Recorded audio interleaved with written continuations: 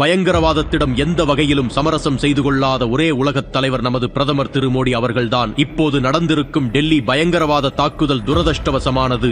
திடீர் தேசப்பற்றால் பொங்கி எழும் காங்கிரஸ்காரர்களே, 2004 முதல் 2014 வரை உங்கள் ஆட்சியின் லட்சணத்தை பார்ப்போம். 2004 ஆகஸ்ட் 15 10 குழந்தைகள் உட்பட 13 பேர் கொல்லப்பட்ட அசாம் திமாஜி கல்லூரி குண்டுவெடிப்பு. அதே வருடம் அக்டோபர் 2 26 பேர் உயிரிழந்த நாகாலாந்து குண்டுவெடிப்பு.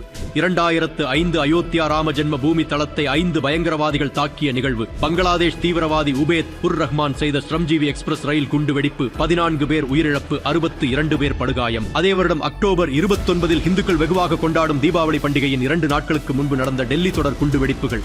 67 பேர் கொல்லப்பட்டனர், 200 பேர் படுகாயம். அதே வருடம் December 28 Indian Institute of Science பெங்களூரில் பேராசிரியர் முனிஷ் சந்திரபூரி தீவிரவாதிகளால் கொல்லப்பட்டார். 2006 வாரணாசி குண்டுவெடிப்புகள், மும்பை ரயில் குண்டுவெடிப்புகள். 2007 பிப்ரவரி 18 ரயில் குண்டுவெடிப்பு. 2008 ஜெய்ப்பூர், பெங்களூரு, அகமதாபாத், மும்பை என நடந்த தொடர் குண்டுவெடிப்புகள். 2010 பிப்ரவரி 13 புனே பேக்கரியில் நடந்த குண்டுவெடிப்பு. 1 வயது குழந்தை பரிதாபமாக கொல்லப்பட்ட வாரணாசி குண்டுவெடிப்பு. 2011 3 இடங்களில் ஒரே நேரத்தில் நடந்த மும்பை குண்டுவெடிப்பு. டெல்லி உயர் நீதிமன்றத்தில் நடந்த குண்டுவெடிப்பு. 2013 மகாபோதி கோவில் வளாகத்தில் 2 துறவிகள் உட்பட 5 பேர் காயமடைந்த 9 தொடர் குண்டுவெடிப்பு.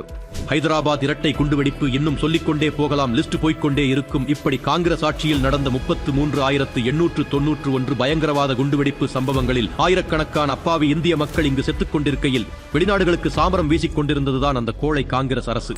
ஆனால் இந்த அரசு எப்படி என்பது ஆபரேஷன் சிந்தூரிலேயே தெரிந்திருக்கும். மீண்டும் அவரை சீண்டி விட்டார்கள். இந்த முறை அவர் அடிக்கும் அடி நிச்சயம் மரண அடி. காத்திருப்போம். தான் உண்டு தான் வேலை உண்டுன்னு இருக்க ஒருத்தனோட சமநிலை தவறுனா அவனோட கோவம் எப்படி இருக்குன்னு காட்டுவேன்.